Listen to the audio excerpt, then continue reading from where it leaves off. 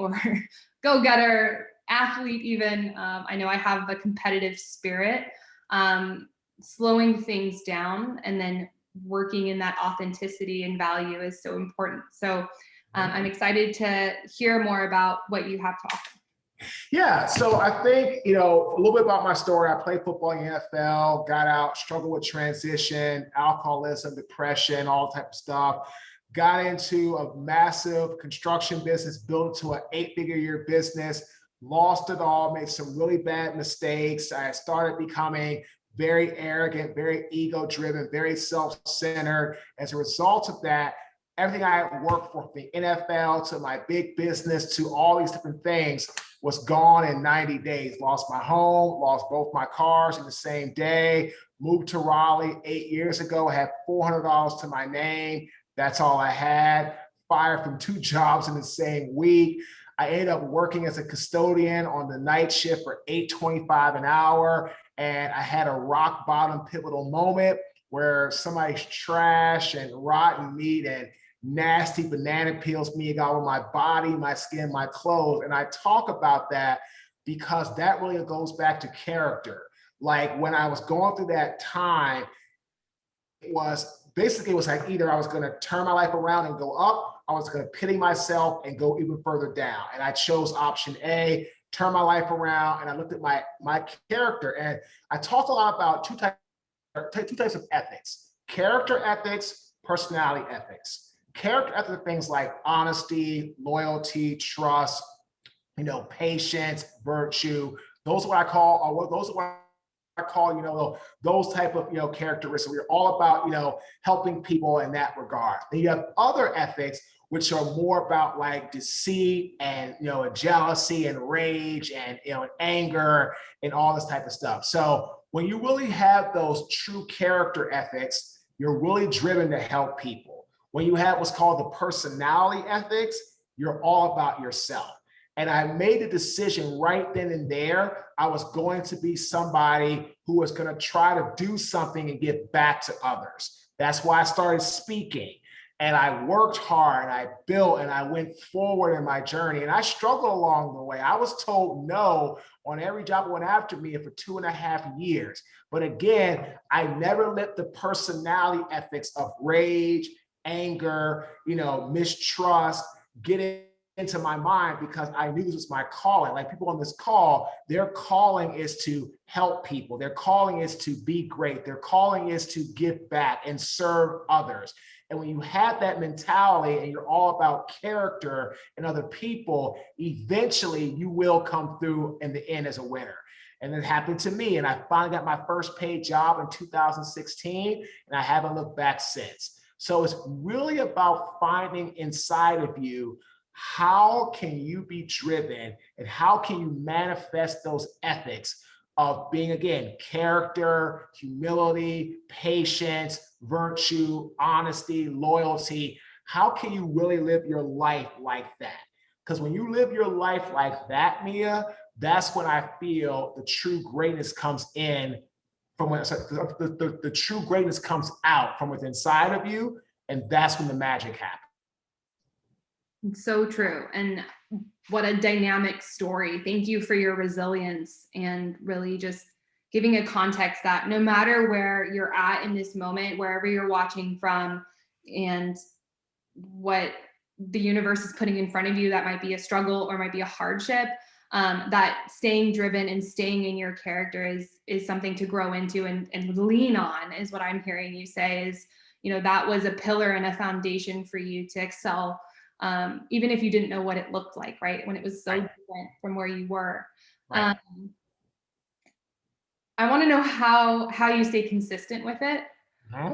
What happens in your mind day to day.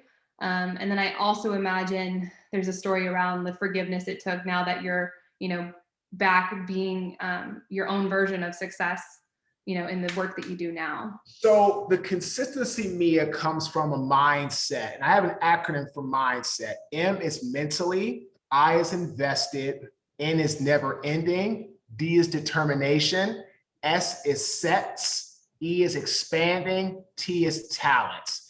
And every day I had to groom and I had to really instill in my mindset, I wasn't going to give up. I just did a talk earlier today for a group. Someone asked me, Marcus, how did you go and break the mold? How did you become a trailblazer and start speaking when so many other people get into coaching or football or stay in their lane? I said, well, I went through a lot of shame. I went through a lot of getting mocked. I get a lot of people telling me, what were you thinking? I endured a lot, Mia, to get here.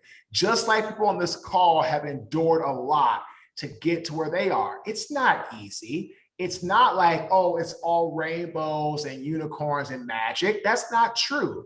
Because at the end of the day, when people see you doing well, a lot of people aren't going to be as healthy and supportive as this group is. They're going to be more toxic. I call it crabs in the barrel. As you're trying to climb out of the river, they're going to try to pull you right back down.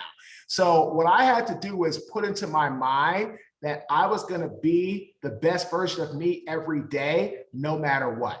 And I did not know the acronym mindset at that time. But looking back on it, I mentally prepared every day to go to war, because that's what it was. And it was really a war within myself. Like, are you doing this right? What are you thinking? Invested. I had to invest. I didn't have any money. Invested all the time and energy I had between working different jobs, and I pursued this as a second phase of my life. It was kind of like my side hustle. That's what I did. I had a never-ending attitude, because I just kept going. I had that dogfight mentality to never give up. I was determined. I tell people all the time, training is not enough. If your competition is worth anything, Mia, they're training too. But what passion do you have inside of you? What support group do you have around you to help you stay determined? You have to set a goal, achieve a goal, set a new goal. That's where I lost it with Caden. I became an 8-figure a year, $15 million a year business. I achieved that goal. And what did I do, Mia? Stopped. I got complacent. I said, yep, I've made it. And then poof, that next year, I'm out of business. Expand. Jonah Hill, the actor, has a great saying. The comfort zone is where dreams go to die. Best thing I ever heard. The comfort zone is where dreams go to die. Because when we dream, we need to expand out of our comfort zone. Being a speaker today, I dreamed big 7.5 years ago. I never thought I would get to this point. I was hoping. I was expanding out of my comfort zone, but I had no idea if it was going to work or not. I did other jobs to stay afloat and pay the bills, but that was my dream. I expand out of my comfort zone. And if I hadn't done that, Mia, where I am today, who I am today, I'm not this person. I'm the same person who was blaming everybody, victim mentality, everybody, poor Marcus, poor Marcus. That would have been me. And then T is talents. We all have talent, but what work ethic do you combine with the talent to be great? That's where it is. So I had to put into my mindset. And then today, I have much more I have a lot more just compassion for myself and for other people, because I know how hard it is to break habits, have issues, get out of the dark place. I know what it's like. When I had Caden, I didn't really have any compassion for anybody. I was all about myself. When I lost everything, I was angry at the world. Today, I've rebuilt myself, reinvented myself, but I'm very big on having self-compassion for myself and people and everybody I come across. Like, if I can help someone with my time that's very precious to me, I will do it. Because as long as somebody wants to help themselves, I'll help you the best I can. But if you're looking for a handout, somebody that's to give you something, I'm the wrong guy. Because if you're not going to work hard on your own future, if I care more about your success than you do, we have a problem. And that's what makes you a great coach too. I think there's grit behind coaching, and people are like, okay, tell me what to do. Ready, go. And the truth is that you're operating it inside of yourself. Like some of the ways that we formulate the holistic health tracking and stuff that we do inside my coaching program is you. It's a you versus you game. I'm here to say, remember, we set this vision. I'm similar to you are, right? Like, where's the junk? How do we clear the room? and what can you do to really reinvent again and again and again, regardless of the hiccups. So I'm curious, that would be my next question. It's a little bit different, but I imagine there was a forgiving process, like you mentioned, in that phase and that phase. What are some of the ways that you've got, like, you know, you emotionally got yourself there? Because I think some people may be in that place, or when that place happens. So when that place happens, the first thing you have to do is you have to understand that in life, we make mistakes. I have a saying, if you make a mistake, own it, fix it, move on. If you dwell in the negative, you will stay in a negative mindset. The mind's a very strong tool. It can either be your best gift or your worst enemy. Whatever you tell your mind and feed your mind, it will believe. So what I would tell somebody, it's in a hard place, you're going through a hard time, understand nobody is perfect. The human mind is designed to do a lot of things, but not designed to do everything. Be humble. Give yourself some compassion and give yourself a lot of self-work and self-love. And understand that if you're not going to really value yourself, why would anybody else? So it all starts with the inner ability to literally say, I am good enough. I made a mistake. I need to fix this. And that was why for about 6 months, Mia, I literally made no strides between April 2013, because I was totally just saying, poor Marcus, bad Marcus, you made a mistake. What were you thinking? Idiotic Marcus. Everything I told myself was completely negative. And once that set in, my God, it was so hard to break. So you have to be someone that understands you make a mistake, just own it, fix it, and move on. Thank you for sharing that. When we look at how you support organizations, you know, I think you do a lot of that level of speaking too. What are some of the biggest, when you're inside of a team, when you're inside of a group, ways that you can really feel more aligned to other people around you, and allow your leadership to really shine through and have your character be, you know, forward? So the first thing I tell people is the following. Number one, you must understand a company's mission and or their mantra, right? If you know a company's mission and what they're about, so take me. I do a lot of speaking. I've worked for now 25 Fortune 500 companies, me as a speaker. 25 Fortune 500 brands have hired me to work with them in the last 5 years. And I tell everybody, what we work hard to do with our brand, when we understand what a client's mission and mantra is, what we do is we find ways to align our mission, our message to their mission and their mantra. It's called creating alignment around a shared vision. The minute you are in alignment with someone you're looking to work with or help to get them to the right place or to their final destination, that's when the magic happens. So it all starts with, what is that company's mission and or mantra? How can we align ourselves to get on their playing field and move the needle forward? I think that's a huge aha for people to even do personally. I've done so much work around what is my mission, what is my mantra. And I think when you step into a sphere, even if it's a networking sphere, really powerfully with that clarity inside of your soul, inside of how you support and how you lead, then people resonate with you in that frequency and are able to maybe learn from you, collaborate with you, and really identify with how the opportunities are of possibility, right? It's a room full of people that are busy go-getting. We have, you know, the big missions on our heart. And when we can be personal enough to take the time and get really clear in our character or heal from some of the things in the past, you're able to move forward that much more. Right. And so what happens is you're talking about three things: ambition, drive, and hard work. And when people understand so let's break that down. So ambition is all about, what are your goals? what do you want to have accomplished? What's your blueprint? And how are you going to actually maximize whatever you set out to do? So that's the ambition. You're creating your blueprint for your success. Drive is all about being inspired over motivated. One of my mentors, Mel Robbins, who has written many books, The 5-Second Rule, I was on her platform called Kick Ass with Mel. I was chapter 3 in her book that was the #1 globally downloaded book in the industry.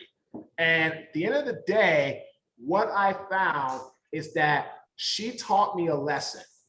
She taught me at the end of the day, if you are motivated to do something that's short-term type of fuel, and it will burn out. When you're inspired to go for greatness, you will go no matter what to the end of the earth and beyond to achieve success. So that's what drive is all about.